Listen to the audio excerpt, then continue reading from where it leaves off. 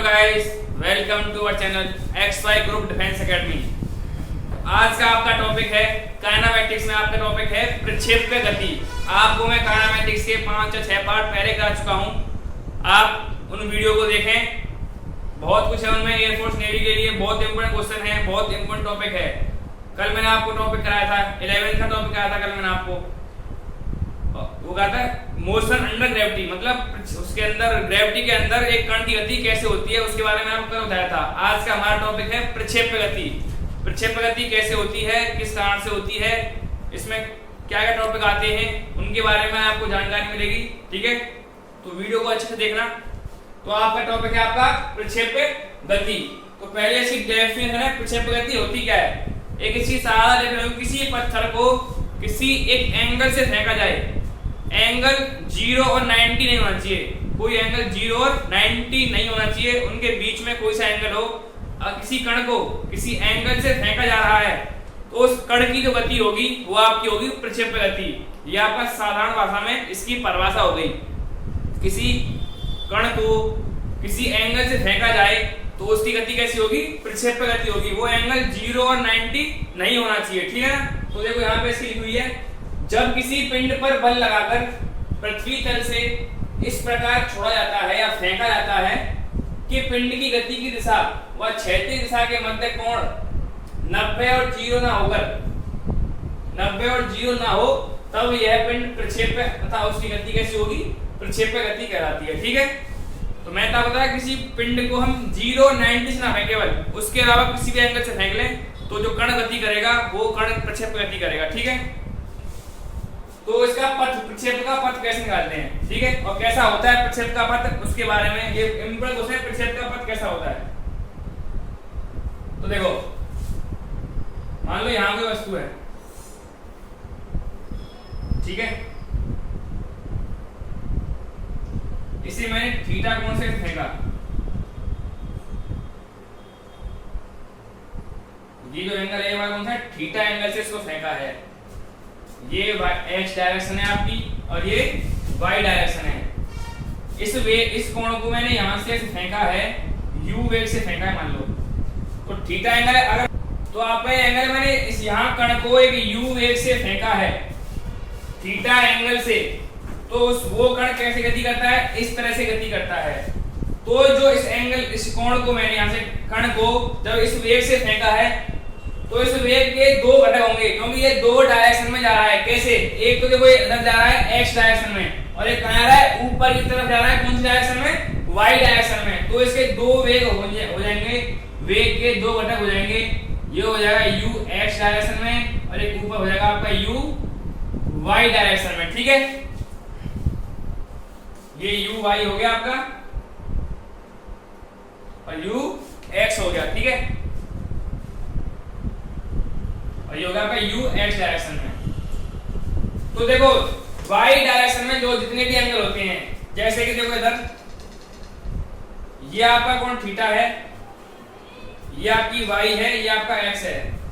जब थीटा वाली side, theta आपका इधर है, तो ये वाली साइड जो होगी वो cos होती है, और थीटा के अलग वाली साइड जो होती है वो कौन सी होती है, sin होती है। थीटा के साथ जो साइड होगी वो होगी cos थीटा, थीटा के साथ अलग जो होगी वो होगी आपकी sin थीटा। इसको याद रखना। ठीक है, तो देखो इधर ये थीटा के साथ वाली है, तो ये होगी आपकी u x वाली होगी आपकी u cos थीटा, और थीटा के जो अलग वाली है वो हो जाएगी आपकी u y equal to u sin theta. तो ध्यान रखना, जो साथ में होती है वो cos होती है और जो अलग होती है वो होती है आपकी sin थीटा होती है। ये यहां से और यहां तक जो गिरा है यहाँ पे पिंड, उसको बोलते हैं परास, क्षैतिज परास। इसको बोलते हैं क्षैतिज, इसको बोलते हैं ऊर्ध्वाधर। ठीक है, और जो यहां से जो इसका हाईएस्ट पॉइंट है, यहां से यहां तक की दूरी होती है h आपकी, मतलब अधिकतम ऊंचाई। ठीक है, तो पिंड कैसे गति करेगा, यहां से जाएगा ऊपर, इधर जाएगा, यहां पर आते आते इसका वेग क्या होता है, इसका वेग हो जाता है 0। जब कण अपनी अधिकतम ऊंचाई पर है, जब कण अपनी अधिकतम ऊंचाई पर है, तब कण का वेग क्या होता है? कण का वेग 0 हो जाता है। जब कण कैसा अधिकतम ऊंचाई पर है तो उसका वेग कैसा हो जाता है? 0 हो जाता है। नीचे आते आते तो यहाँ पर इसका वेग क्या होता है? 0 हो जाता है। ठीक है, तो अभी इसके बारे में हमको तीन, एक टॉपिक हमारा क्षैतिज परास हो गया, एक अधिकतम ऊंचाई हो गई, एक आपका आता है उड्डयन काल। उड्डयन काल मतलब जहां से पिंड को छोड़ा है या जहां से पिंड को फेंका है, पिंड की पूरी गति करते हुए जहां तक इसका एंड लैंडिंग पॉइंट है, इसका जो नीचे आने वाला पॉइंट है, वहां से वहां तक उसको कितना समय लगा है। तो आपका चलो पहला क्या है? प्रक्षेप का उड्डयन काल। तो इसमें तीन टॉपिक है आपके। उड्डयन काल है, क्षैतिज परास है और अधिकतम ऊंचाई है। तो पहले हम क्या निकालेंगे? उड्डयन काल निकालेंगे। ये आपका कण की एक प्रक्षेपण दे रखी है, ठीक है। तो उड्डयन काल निकालने के लिए हमें पता है v = u + at। पता नहीं पता आपको? गति का प्रथम समीकरण आपने मैंने पढ़ा था, v = u + at। तो पहले हम 0 पॉइंट से p पॉइंट तक इसका समय निकालेंगे। तो 0 से p तक t समय बाद, समय आपका t है, कहां से कहां तक? 0 से p तक। तो देखो यहां से यहां तक इस पॉइंट पर v क्या है आपका? 0। v कैसा है आपका? 0 है। तो v = 0, तो 0 = u - gt, क्योंकि a आपका होता है गुरुत्वीय त्वरण इसमें। तो u की जगह हम लेंगे आपका u sin theta. sin theta वाला घट जा रहा है ऊपर की तरफ, तो इसको क्या लेंगे हम? u sin थीटा लेंगे। और नीचे आएंगे तो u cos थीटा लेंगे, ठीक है। तो u sin थीटा - gt, तो gt = u sin theta, then t = u sin theta बटे g। ये आपका आ गया t समय बाद 0 से p पॉइंट तक। अभी हम यहां तक पहुंचे हैं, तो हमारा यहां तक का समय कितना है? t = u sin theta. हमें पहुंचना है एक पॉइंट तक या a पॉइंट तक पहुंचना है हमको। तो p से फिर हम एक तक लेंगे, तो यहां से यहां तक t, फिर यहां से यहां तक क्या आ गया? t आ गया। तो जब हम आपका वो निकालेंगे t × t, तो क्या हो जाएगा? 2t। t + t क्या हो गया आपका? 2t हो गया। तो 2t मतलब, तो उड्डयन काल आपका 2u sin थीटा बटे g। तो आपका उड्डयन काल क्या हो गया? 2u sin theta upon g हो गया आपका उड्डयन काल। यहां से यहां तक चले तो क्या आया? t = u sin theta upon g। फिर यहां से यहां तक आएंगे तो जो 0 से a पॉइंट है हमारा, वहां से वहां तक आने में आपका उड्डयन काल कितना हो गया? t = u sin theta upon g आपका क्या हो गया? उड्डयन काल हो गया, ठीक है। ठीक है, आपका उड्डयन काल है t = u sin theta upon g। अभी हम दूसरा आपका निकालेंगे प्रक्षेप का उड्डयन काल। आ गया आपका। अभी अगला है आपका अधिकतम ऊंचाई। प्रक्षेप की अधिकतम ऊंचाई निकालेंगे, ठीक है। तो अधिकतम ऊंचाई मतलब यहां से ये वाली, यहां से यहां तक आपकी h है, ये आपकी अधिकतम ऊंचाई है। कौन से पॉइंट से? p पॉइंट से, इसको b पॉइंट मान लिया, ठीक है। p भी आप भी आओगे, अधिकतम ऊंचाई हो गई। तो आपने पढ़ा है v² = u² - 2gh। ये मैंने आपको कल ही क्लास में पढ़ाया था, पिछली क्लास में, ठीक है। तो v² = u² - 2gh, ठीक है। तो आपका v², तो देखो v यहाँ पे कैसा है? 0, क्योंकि पीक पॉइंट है, हाईएस्ट पॉइंट है इसका। इस पॉइंट पर v आपका है 0, तो ये हो गया 0। u की जगह हम लेंगे u sin थीटा का स्क्वायर, ठीक है, -2gh।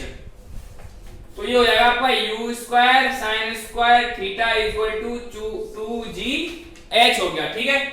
तो हमको निकालना क्या है? अधिकतम ऊंचाई निकालनी है, तो h निकालनी है।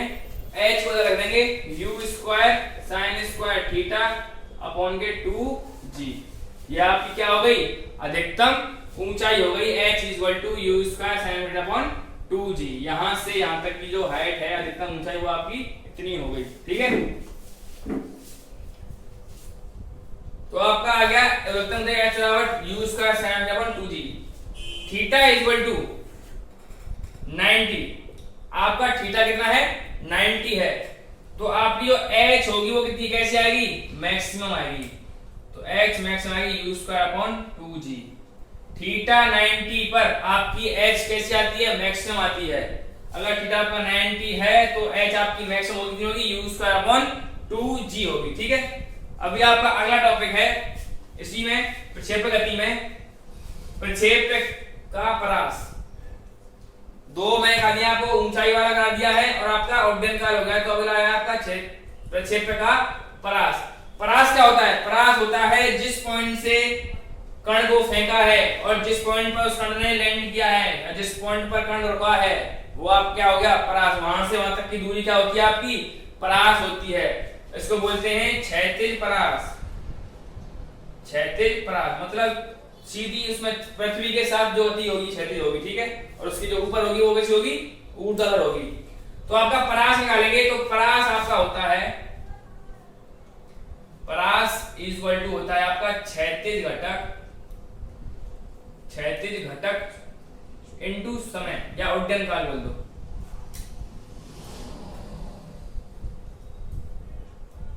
क्षैतिज घटक इनटू उड्डयनकाल।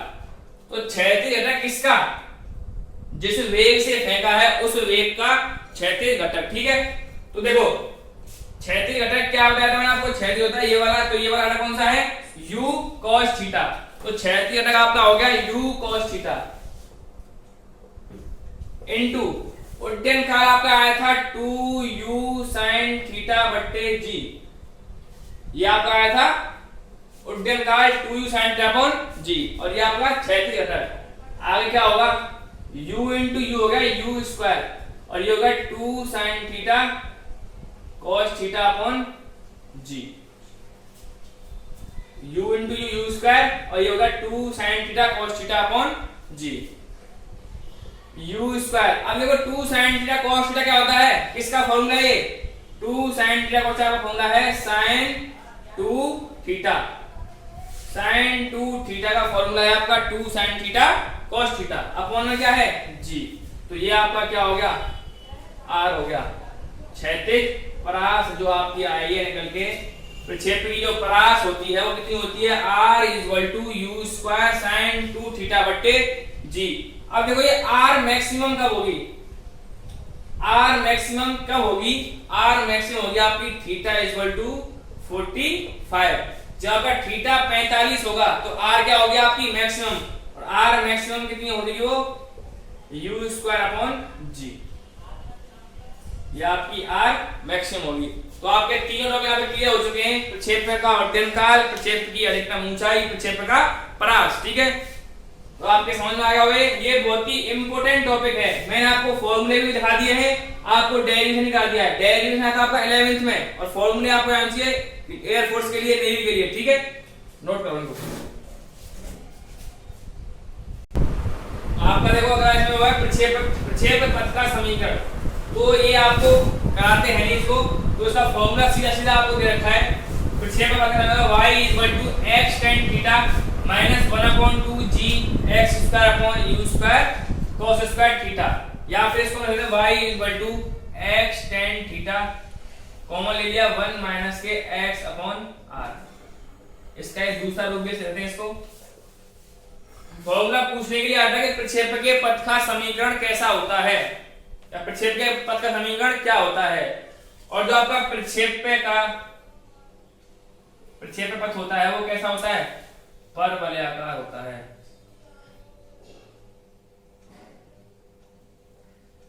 प्रक्षेपक का पथ कैसा होता है, परवलयाकार होता है। ठीक है, याद रखना इसको, प्रक्षेपक का पथ कैसा होगा, परवलयाकार होगा। और यहाँ पर कैसा है प्रक्षेपक पथ का समीकरण है, ये x y equal to x tan theta minus के 1/2 g x square upon u square cos square theta. ठीक है, तो आपका प्रक्षेपक पथ और प्रक्षेपक के समीकरण, प्रक्षेपक के उड्डयनकाल, अधिकतम ऊंचाई, परास सब खत्म हो गए। ठीक है, तो आपका अगला यहाँ पे हम सवाल करेंगे, एक या दो सवाल, उससे आपको और समझ में आ जाएगा। ठीक है,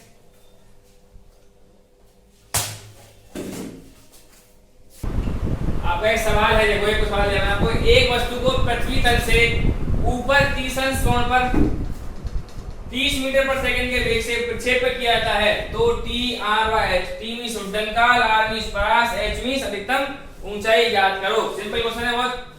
तो पहले हम T का फॉर्मूला क्या होता है 2u sin theta upon g। आपको पता होगा u का है, यहाँ पे u है आपका 30 मीटर पर सेकंड, थीटा है आपका 30 डिग्री एंड g आता है आपका 9.8 या फिर इसको 10 कर लो अप्रोक्सीमेटली, ठीक है, मीटर पर सेकंड स्क्वायर। तो t निकालेंगे तो 2u की जगह 30 sin 30 बट्टे g की वैल्यू 9.8 या फिर 10 कर लो, कितनी 10 कर लो। अगर दे रखा है तो 10 लेंगे, अगर नहीं दे रखा तो क्या लेंगे 9.8 लेंगे, ठीक है। तो यहाँ पे 0 से 0 कैंसिल हो गया, 2 into 3 एंड sin 30 की वैल्यू क्या होती है, sin 30 की होती है आपकी 1/2, 2 से 2 कैंसिल, तो क्या आ गया आपका 3 सेकंड क्या आ गया आपका उड्डयन काल आ गया। अगर आपका क्या है h अधिकतम ऊंचाई, h का फॉर्मूला क्या है u square sin square theta upon 2g, u square sin square theta upon 2g। तो u स्क्वायर क्या हो गया आपका 30 का स्क्वायर कितना हो गया 900 sin स्क्वायर थीटा, तो sin स्क्वायर थीटा कितना हो गया आपका sin स्क्वायर थीटा की वैल्यू sin स्क्वायर 30 और आपका 2g की वैल्यू 10, तो ये 900 ये हो गया आपका sin स्क्वायर 30 से हो गया आपकी 1/4 और 2 into 10, 0 से 0 ये 2 से 45 बार, तो 45/4 11 पॉइंट समथिंग, ठीक है। यहाँ पे क्या आ गया h आ गया मीटर में, आपकी क्या रह गया r रह गया, r हो जाएगा 2u sin 2 theta upon g, 2u sin 2 theta upon g। आपकी r होती है u square sin theta upon g, 2 नहीं होती u square sin 2 theta upon g होती है, तो u स्क्वायर वही हो गया आपका 900।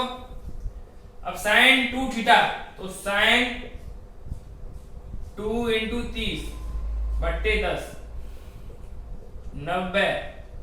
अब ये sin 60 हो गया और sin 60 की क्या होती है √3/2 होती है, हो गया 45 √3। तो ये आपका परास हो गया, ये आपकी ऊंचाई हो गई, ये आपका उड्डयनकाल हो गया। बहुत ही सिंपल तरीके से क्वेश्चन करते हैं, आपको फॉर्मूले याद हैं तो क्वेश्चनों को बहुत आसानी से निकाल सकते हो, ठीक है। तो आपका आज प्रक्षेपण गति के बारे में जो भी आपका टॉपिक थे वो सारे क्या हो गए हैं क्लियर हो चुके हैं, ठीक है। हम कल आपको सापेक्ष गति के बारे में बताएंगे, रिलेटिव मोशन क्या होता है, रिलेटिव मोशन, तो वो आपका कल लास्ट टॉपिक होगा काइनेमैटिक्स में। उसके बाद आगे हम शुरू करेंगे चैप्टर। तो आपका यहाँ पे प्रक्षेपण गति क्या हो गई है बहुत कंप्लीट हो चुकी है। आपकी समझ में आया हो तो लाइक करें वीडियो को, बहुत से बहुत शेयर करें, कमेंट करें और चैनल को हमारे को सब्सक्राइब कर दें, ठीक है। जय हिंद, जय भारत।